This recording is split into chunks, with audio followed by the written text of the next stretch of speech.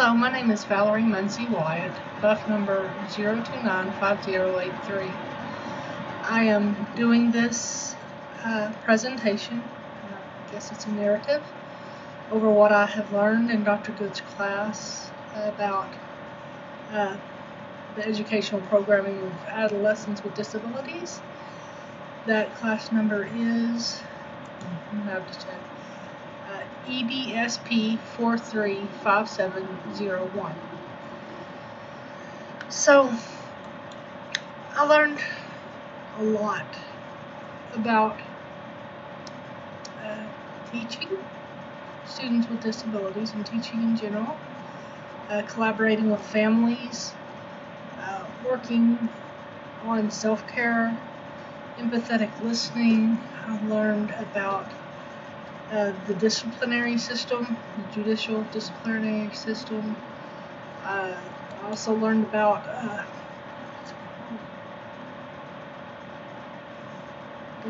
restorative justice. That was very interesting and very, very effective, I would think. It makes complete sense to me. I learned about the sexual atrocities brought on people, both male and female, who have disabilities. That broke my heart. I am a person with disabilities. I have Asperger's syndrome, and that alone is not fun. I have been sexually assaulted and raped multiple times in my life, and so that module kind of triggered my PTSD a little bit, not terribly, but I noticed. And so, and I want to speak about it because it's really important. The collaboration, working with parents, it is so important to get parents on the same page as you are for their children's sake. Helping them to feel that they are part of the classroom as well, that their help is necessary, that it is not, but not pushing it on them, because parents with disabled children are often exhausted. I don't know the statistics for all disabilities, but for autism, the statistics are that between 85 and 90% of all parents of an autistic child end in divorce. That's just a fact. And so I can imagine that it's not too much different for many of the other disabilities, especially ones more severe that need more intense therapies, more one-on-one time just to function.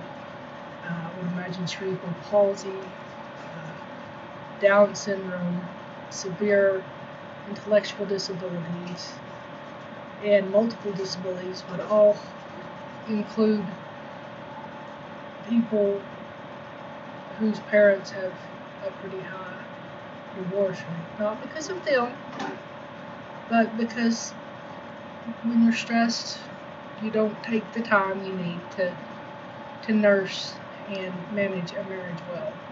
I know this firsthand. So we don't want them to feel like we are thinking lowly of them if they don't have the energy to help. If they are just scraping by financially, we don't want to ask them, hey, can you bring treats? Or can you bring notebooks for the class or whatever,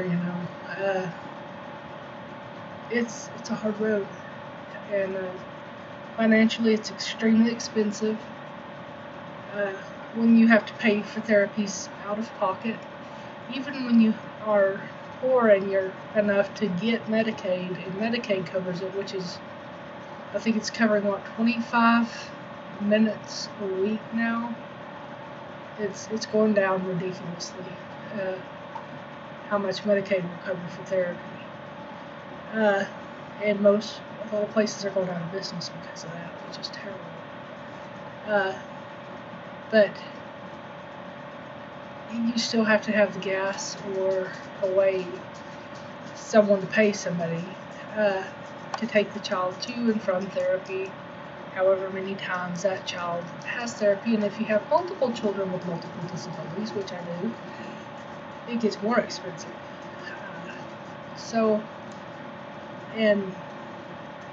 Some disabilities, again, I'll bring up autism because it's what I know best. Children can often be extremely picky about what they put in their mouth. Sometimes it's due to texture, sometimes it's due to color, sometimes it's due to taste. In my family, my son will only eat white and beige foods. That's it. Oh, and occasional purple. He'll occasionally allow grape jelly on a sandwich, but he only eats peanut butter and jelly sandwiches, not anything with meat. He doesn't eat meat except for chicken, and it has to be bought instead of brought home and made. Due to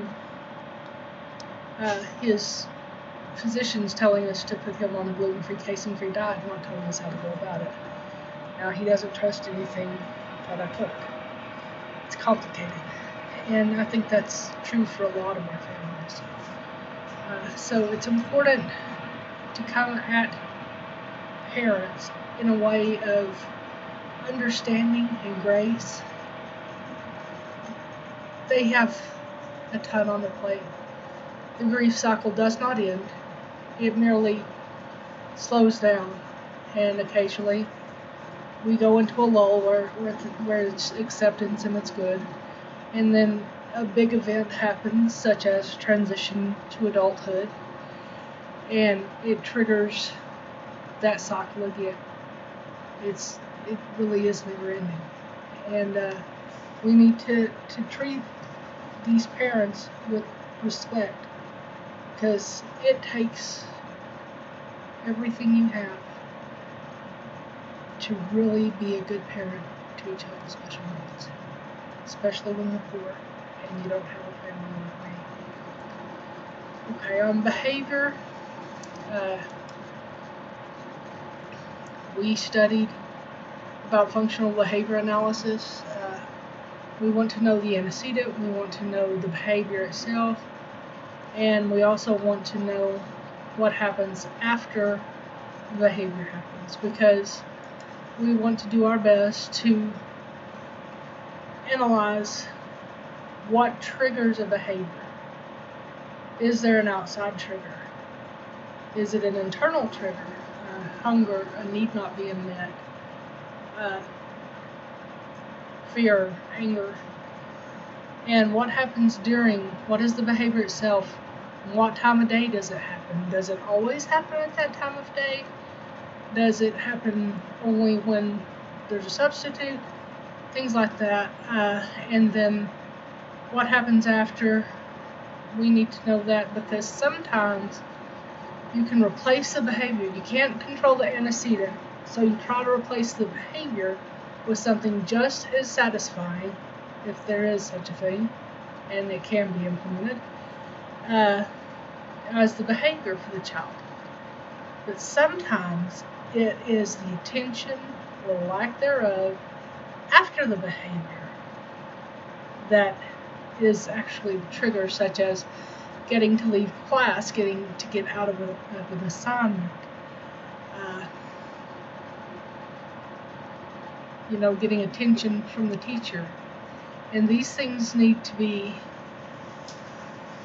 addressed before the behavior, so that the behavior never happens.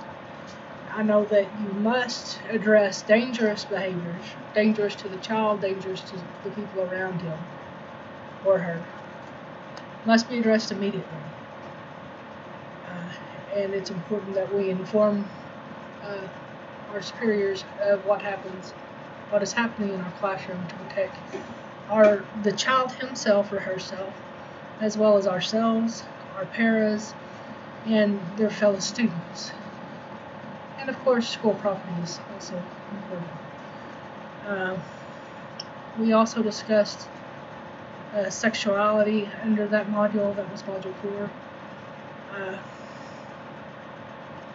Statistically, looking at the numbers, it's almost a promise or guarantee that if a person is disabled, they're going to be sexually assaulted. It's horrible. I think part of it has to do with being naive.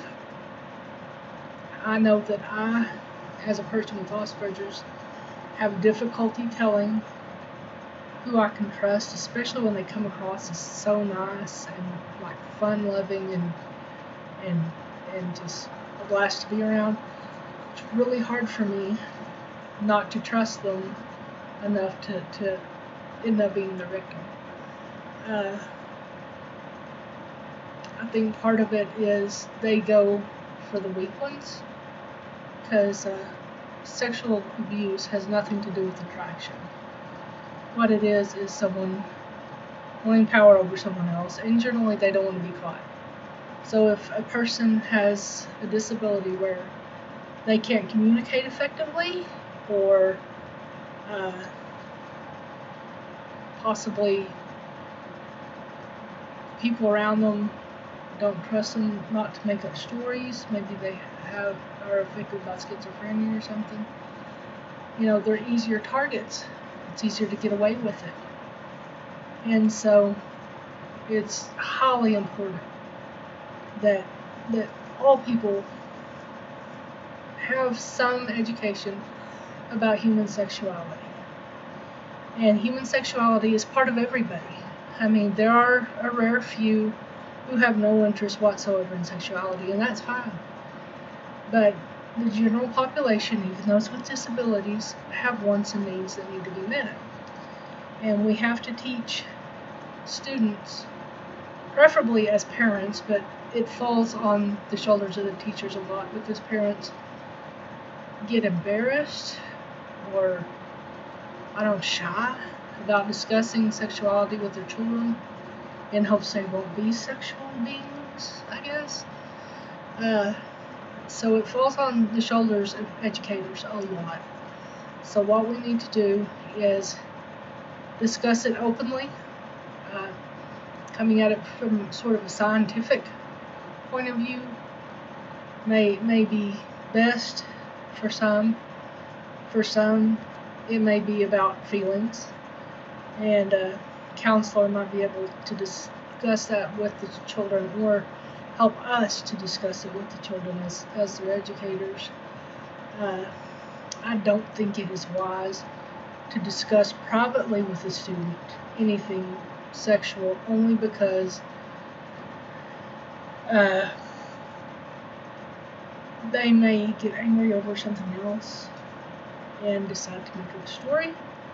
So if a student wants to discuss something sexual, invite a trusted colleague in, someone that you and the student both know, into the conversation, both of you trust, and that way every base is covered. And if the child has been sexually abused or neglected, well, not sexually neglected, but neglected, abused in any way, actually, it is by law, we must inform the authorities. And so if one person drops the ball and doesn't inform the authorities, then hopefully the other one will. Hopefully that never happens, but we're humans and bad things happen.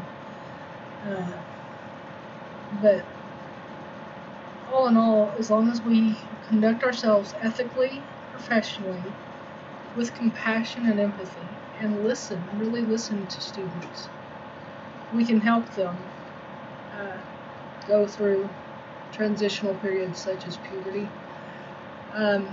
which I'm beginning to hate because I have 2 teenagers.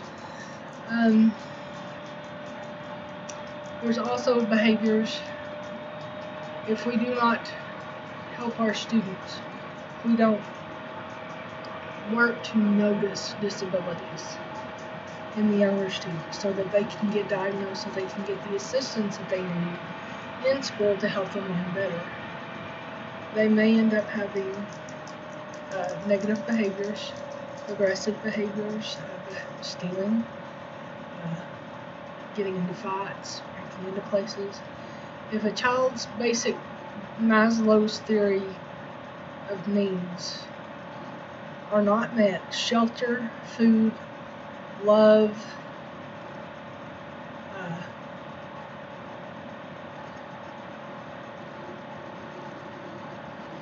and I think a clean environment. If those are not met, that child may end up in the juvenile detention circuit, in which case they could end up there for a few weeks all the way up to a few years. We don't want that for our children. We want them to be able to control themselves and their feelings, not just physically but emotionally, so that they can positively converse with us what's going on in their hearts and in their minds. And I'm sorry, give me a sec. And that's what restorative discipline aims to do. It aims to sit down, have a talking circle with a talking circle. Someone holds an object, usually a stick or a rock, and that person is the only one allowed to talk at that time, and everybody else has to listen, and everybody gets a turn to speak. And I think that helps them get out any poison, any negative feelings and energy they have in them.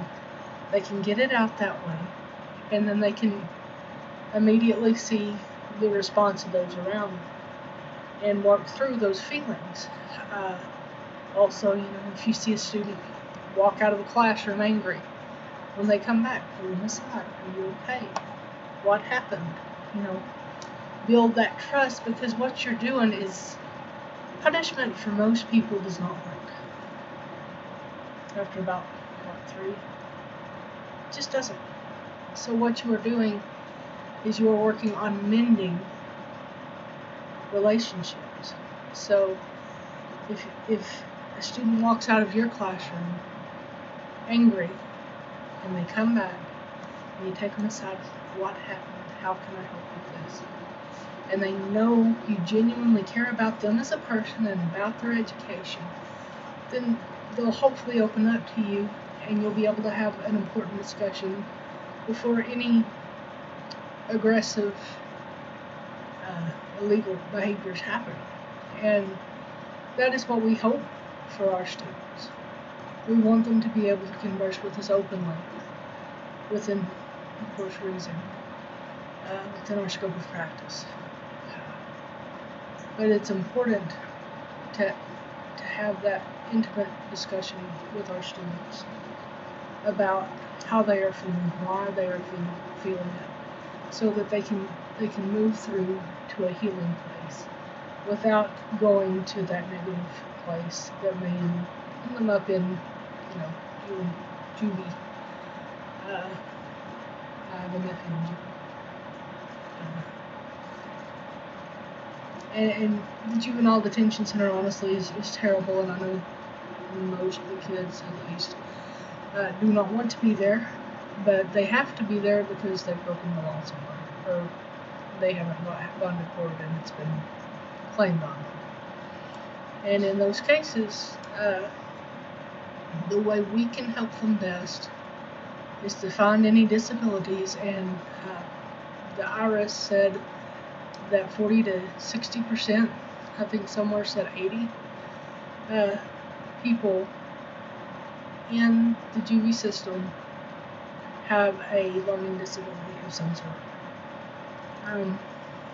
That's not surprising. I would almost bet a lot of them are emotional disabilities. Most of them, that Maslow's theory of needs, that those basic needs aren't met at home, and if they have a home. And what we can do is encourage them to keep working, keep going forward. Don't repeat the same mistakes. And maybe should I become a teacher, I'll be able to work with some of those individuals and help them transition back into the school system and really give them the support that they need in order to keep improving. The last one that we discussed was transition. And transition is going from high school and school life to adult life. I just wrote about it, so I feel kind of silly talking about it. But there needs to be transitioning done at least by 16 by federal idea, 2004's ruling. However, Texas says 14, and it also says if a child has autism, they need to start transition planning as early as possible, grade schools, elementary, because these students need to know what's expected of them. They need to build up what they are good at to be able to use as a trade when they transition into adulthood, or at least be as independent as humanly possible within their means and their abilities. Parents, I think, have the hardest time with transitions because that's their baby that they've coddled and protected their entire lives, and they are not ready. Typical parents of typical teenagers probably know how hard it is when the first one leaves the nest. And for someone who has adamantly guarded their child or their children, I guess, all of their life, his or her life, it has to be done. There has to be something available once they get out of high school. Whether it be going to college, a lot of colleges now have programs, there's 8 in Texas, that provide special college experience for students who wouldn't otherwise be able to attend college. When their GPA is too low, maybe they have IDD, maybe they have autism, maybe they have both. Maybe it's something else, but they get to experience college life. The independence, working on independent skills such as doing laundry, keeping your dorm room clean because you don't want your roommate to kill you,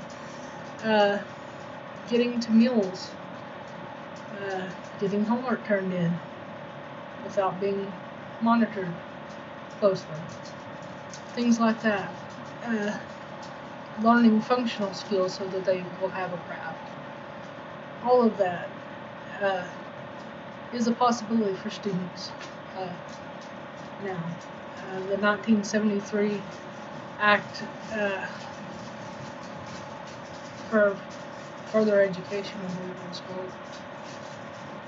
called, said that, Leon, stop it. Sorry, that was my dog. Said that that these students had a right to further their education. I believe it was the University of Michigan that started it almost immediately. Their college for students with disabilities. Some don't want to go to college that long, so they can go on to a trade school and learn a specific skill set that they're interested in, and in a short amount of time, and they can still make a living for themselves after they graduate their trade school. There are some that will not be able to do either, and they may end up working at a grocery store or a laundromat, and they still need to learn functional skills. And so the earlier that we discuss it, the more teachers and other professionals within the high school setting can work with these individuals to teach them the skill sets that they need to achieve what they want to do. We just don't want them sitting around bored and feeling like a drain on the system with their parents or the world. We want them to feel as independent and as productive as they can, as they want, I should say. Some don't have a propensity towards that. That's on them, but we really need to give our students every chance we can to build a future for themselves, to have as much independence as they need and want, and to be able to take care of themselves in a positive and fulfilling way. That's what we want most for our students. Thank you for listening. Thank you for this class. It's been a blast. I appreciate it. Thank you.